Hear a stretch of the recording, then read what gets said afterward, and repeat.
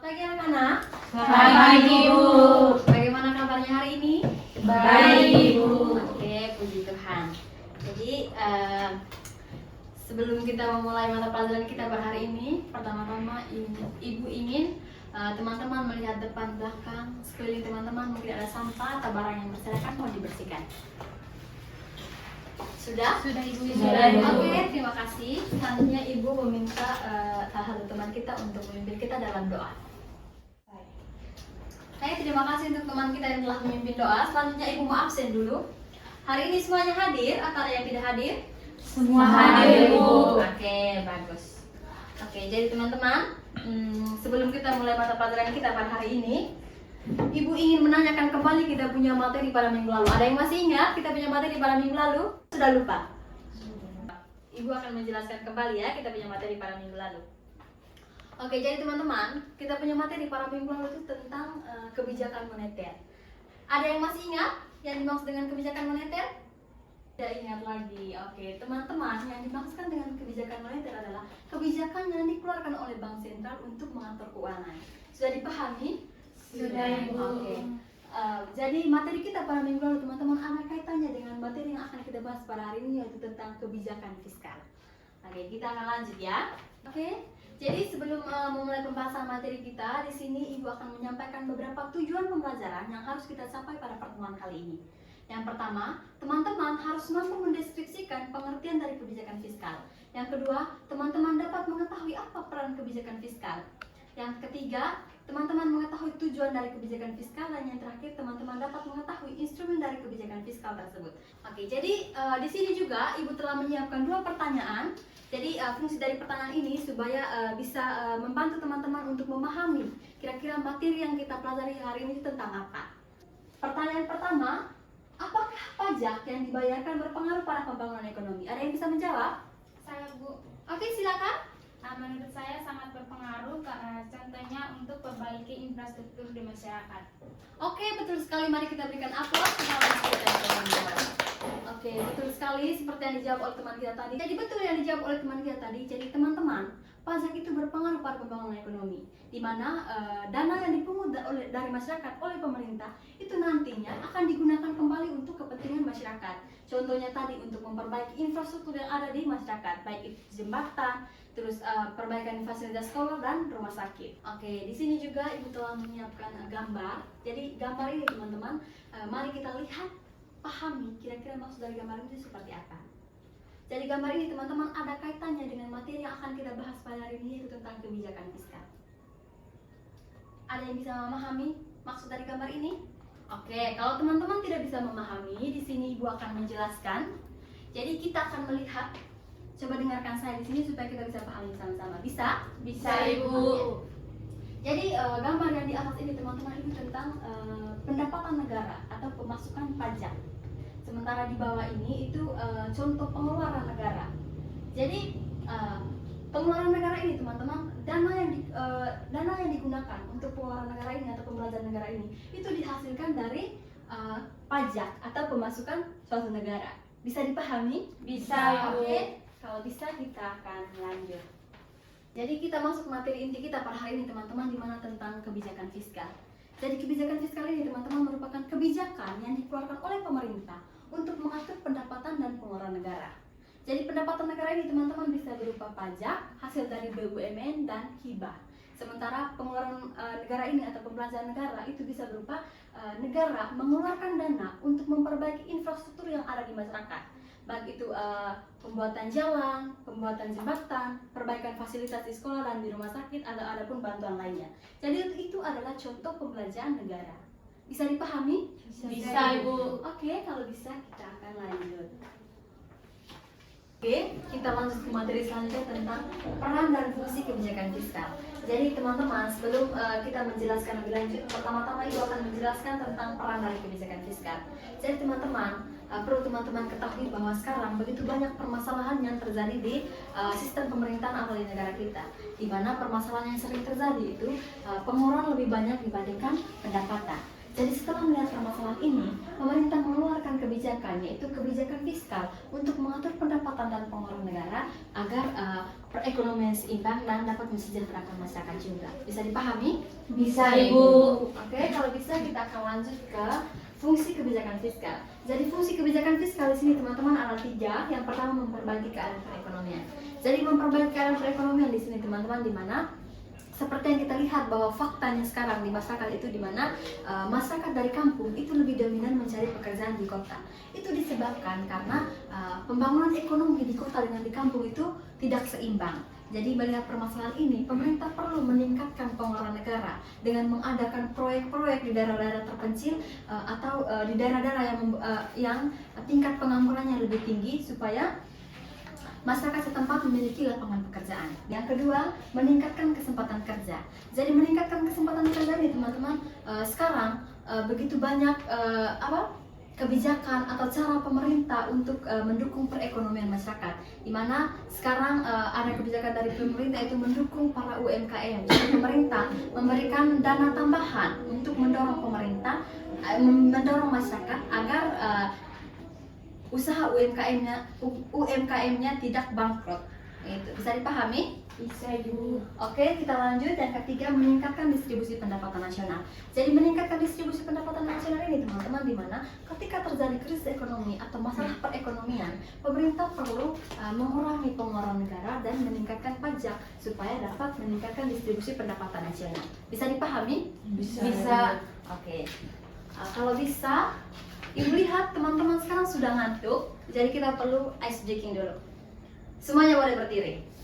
Jadi gamenya sebentar teman-teman, dimana teman-teman menghitung dari 1, 2, 3, 4 sampai seterusnya. Nanti di kelipatan 2 itu tidak perlu menyebutkan angka, nanti bilang bom. Bisa dipahami? Bisa, Ibu. Ulang lagi dari sana. 1 bom. 3, 4. Salah. Oh, salah. Sudah. Teman-teman yang kasih sanksi atau ibu yang kasih sanksi? Ibu. Oke, kalau begitu duduk, ibu yang kasih sanksi. Jadi teman yang salah jawab tadi namanya siapa? Naldi, Ibu. Oke, Naldi. Jadi di sini tadi kan ibu telah menjelaskan materi tentang pengertian kebijakan fiskal, ada peran dan fungsi kebijakan fiskal. Jadi ibu ingin menanyakan kembali 1 atau 2 fungsi kebijakan fiskal saja. Teman Naldi masih ingat? Masih, Bu. Oke, coba sebutkan 1 atau 2 sudah. Fungsi dari kebijakan fiskal itu salah satunya memperbaiki keadaan ekonomi, yang kedua meningkatkan kesempatan kerja. Oke, jawaban dari teman Naldi benar. Bagaimana menurut teman-teman? Benar, Ibu. Oke, betul sekali. Mari kita berikan aplaus. Oke, jadi teman-teman, seperti materi yang saya jelaskan di awal tadi, di mana fungsi kebijakan fiskal itu tadi ada 3. Di antaranya, yang pertama tadi ada tadi memperbaiki keadaan perekonomian, yang kedua meningkatkan kesempatan kerja, yang ketiga meningkatkan distribusi pendapatan nasional. Oke, sudah bisa dipahami ya? Bisa, Ibu. Oke, kalau bisa kita lanjut ke instrumen kebijakan fiskal. Jadi instrumen kebijakan fiskal di sini teman-teman ada 2. Yang pertama sistem pajak, yang kedua politik anggaran. Jadi sistem pajak ini teman-teman, di mana seperti yang tadi Ibu jelaskan, di mana pajak merupakan pemungutan dana dari masyarakat oleh pemerintah, yang nantinya dana tersebut digunakan oleh pemerintah untuk kepentingan masyarakat. Jadi di sini teman-teman ada beberapa contoh masalah yang akhir-akhir ini sering dibicarakan atau hangat dibicarakan, baik itu di kalangan masyarakat ataupun di media sosial. Yang pertama, pajak UMKM direvisi, pengacara selegram tak bisa lagi pakai tarif final 0,5%. Terus ada lagi tarif PPh 0,5% bagi UMKM, orang pribadi berlaku selamanya. Jadi ini adalah contoh permasalahan sistem pajak selama ini yang sering kita bicarakan, yaitu termasuk dalam kebijakan fiskal. Bisa dipahami? Bisa, Ibu. Oke. Yang kedua, politik anggaran. Jadi politik anggaran ini teman-teman, keadaan di mana ketika pemerintah ingin mengeluarkan dana untuk kepentingan masyarakat atau ingin memberikan bantuan ke masyarakat, pemerintah terlebih dahulu harus melihat kondisi yang ada di masyarakat. Kira-kira apa yang dibutuhkan oleh masyarakat? Ketika ada kerusakan jalan, kerusakan jembatan, perbaikan fasilitas sekolah, rumah sakit. Jadi ketika pemerintah sudah mengetahui permasalahan yang terjadi di masyarakat, maka pemerintah mengeluarkan dana sesuai dengan kebutuhan masyarakat. Seperti supaya tidak terjadi yang kita jelaskan di awal tadi, di mana pengeluaran lebih banyak dibandingkan pendapatan. Oke. Di sini juga ada beberapa contoh permasalahan yang akhir-akhir ini sering kali dibahas di lingkungan masyarakat, baik itu di media sosial. Yang pertama, harga BBM subsidi tidak naik sepanjang 2026. APBN diprediksi hanya mampu menahan dalam hitungan minggu. Terus ada lagi anggaran terbatas dinas PUPRKP hanya fokus meningkatkan jalan. Terus yang terakhir, Kepala BGM klaim nilai pengadaan ribuan motor listrik di bawah harga pasar. Jadi ini teman-teman, contoh permasalahan yang terjadi sekarang itu termasuk dalam politik anggaran, tetapi di bawah kebijakan fiskal. Bisa dipahami? Bisa, Ibu. Oke. Kalau bisa kita akan lanjut.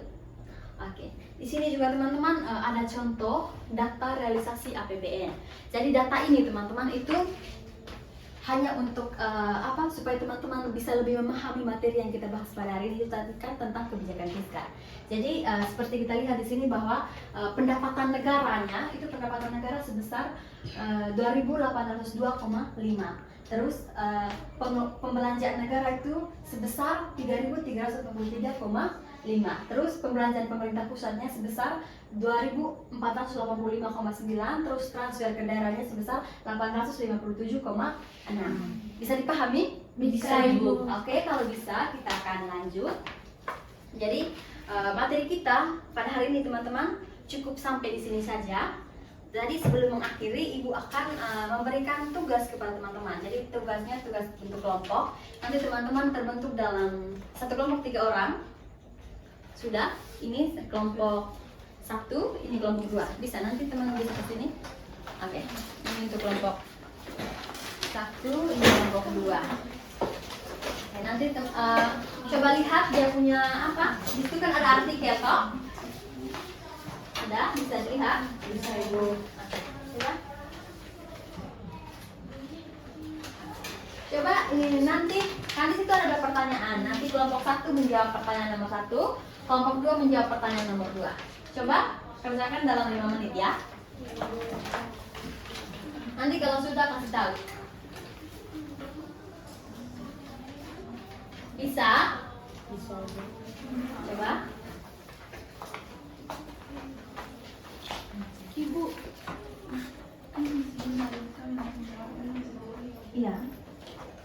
Ini pertanyaan nomor 2. Kan kelompok 2 toh? Iya. Pertanyaan nomor 2-nya ini. Terus dilihat jawabannya dilihat dari artikel ini yang Ibu bagikan tadi. Begitu juga dengan kelompok 1. Bisa? Bisa, Ibu. Oke, kalau sudah satu kelompok satu orang mempresentasikan, berdiri di tempat saja. Bisa? Dari kelompok mana dulu? Kelompok 1 selesai? 1, Ibu. Oke, kelompok 1 silakan.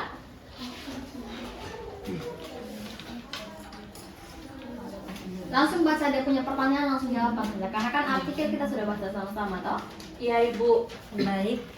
Terima kasih untuk kesempatan yang diberikan kepada kelompok kami, kelompok 1 di sini dari artikel yang sudah kami baca dengan bunyi pertanyaan, apa yang kalian ketahui tentang kebijakan fiskal dan artikel tersebut. Nah, yang kami ketahui adalah di mana pemerintah mengeluarkan dana untuk memberikan bantuan kepada masyarakat berupa makanan, pakaian, dan juga subsidi.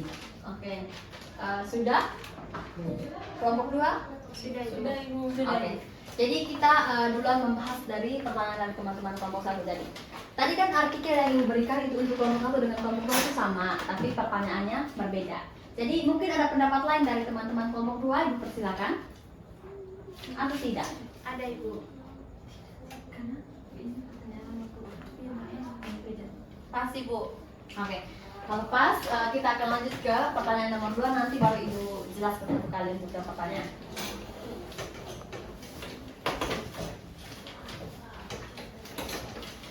Baik, terima kasih atas waktu dan kesempatan yang diberikan kepada kelompok kami. Di sini kami akan menjawab pertanyaan diskusi yang nomor 2, yaitu pertanyaannya, siapakah yang akan bertanggung jawab dan berwenang menerapkan kebijakan fiskal di Indonesia? Jadi menurut hasil diskusi kelompok kami tadi, menurut kami itu pemerintah Ibu, karena pemerintahlah yang mengatur pengeluaran materi keuangan.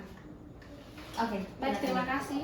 Oke, terima kasih untuk semuanya telah presentasi. Bagaimana untuk teman-teman kelompok lain? Mungkin ada jawaban lain terkait pertanyaan untuk teman-teman kelompok 2? Pasti, Bu. Oke. Mari kita berikan aplaus untuk semua teman yang telah berpartisipasi. Oke, jadi teman-teman, terima kasih untuk jawaban presentasinya. Ibu sangat merasa puas sekali di mana teman-teman menjawab pertanyaan dengan sangat baik. Jadi tadi teman-teman sudah memahami materi yang Ibu jelaskan, sehingga teman-teman dengan lebih mudah menjawab pertanyaan yang Ibu kasih. Jadi teman-teman, tadi kan artikel yang Ibu kasih tentang wabah COVID-19 ya? Iya. Ya, yang tadi dibahas kita bahas di awal. Jadi untuk pertanyaan dari teman-teman kelompok tadi apa? Apa yang dilakukan pemerintah, begitu kah? Atau Iya. apa yang Ketahui tentang kebijakan fiskal. kebijakan fiskal dari artikel-artikel tadi. Oke, jadi teman-teman kelompok awal tadi sudah menjawab bahwa salah satu kebijakan fiskal yang diterapkan oleh pemerintah pada saat itu pada wabah COVID-19 itu pemerintah meningkatkan pengeluaran negara dengan memberikan bantuan kepada masyarakat. Jadi kita semua sudah tahu kira-kira pada saat itu pemerintah mengeluarkan bantuan bisa berupa apa? Makanan, subsidi, bahkan ada bantuan pulsa untuk teman-teman yang di sekolah. Ya. Terus untuk kelompok 2 tadi Itu tentang siapa yang bertanggung jawab dan berwenang menerapkan kebijakan fiskal di Indonesia. Oke, jadi pertanyaan untuk teman-teman kelompok 2 tadi, siapa yang berwenang? Siapa yang menerapkan kebijakan fiskal di Indonesia? Jadi betul sekali jawaban dari teman-teman kelompok 2 tadi, di mana yang berwenang atau yang berkewajiban menerapkan kebijakan itu di Indonesia adalah pemerintah, dan yang menyalurkan atau menyampaikan, memberikannya ke masyarakat itu Kementerian Keuangan. Oke, bisa dipahami? Bisa, Ibu. Kalau begitu materi kita pada hari ini sampai di sini saja. Ada yang bisa memberikan kesimpulan terkait materi yang kita bahas? Tadi kan kita bahas tentang kebijakan fiskal, itu mengatur tentang pendapatan dan pengeluaran negara. Oke. Jadi materi kita pada hari ini teman-teman, kita bahas tentang pendapatan dan pengeluaran negara. Tadi Ibu telah menjelaskan, jadi contoh pendapatan negara itu bisa berupa pajak, pemasukan dari BUMN dan hibah. Sementara pengeluaran negara itu bisa perbaikan infrastruktur di masyarakat. Contohnya tadi perbaikan jalan, jembatan. Oke. Oke, terima kasih untuk teman kita yang telah menjawab. Jadi materi kita pada hari ini cukup sampai di sini saja. Materi yang akan kita bahas pada minggu depan itu tentang surplus dan defisit. Jadi Ibu harap materi yang kita pelajari pada hari ini bisa teman-teman pelajari kembali, supaya pas minggu depan Ibu menanyakan kembali, teman-teman bisa menjawab dengan baik. Bisa? Bisa, Ibu. Oke, sebelum mengakhiri, Ibu minta satu orang untuk memimpin kita dalam doa. Marilah kita menyiapkan hati dan batin kita untuk berdoa. Berdoa mulai. Berdoa selesai. Oke teman-teman, pertemuan kita hari ini cukup sampai di sini saja. Terima kasih ya. Sekarang semuanya boleh pulang. Terima kasih, Ibu.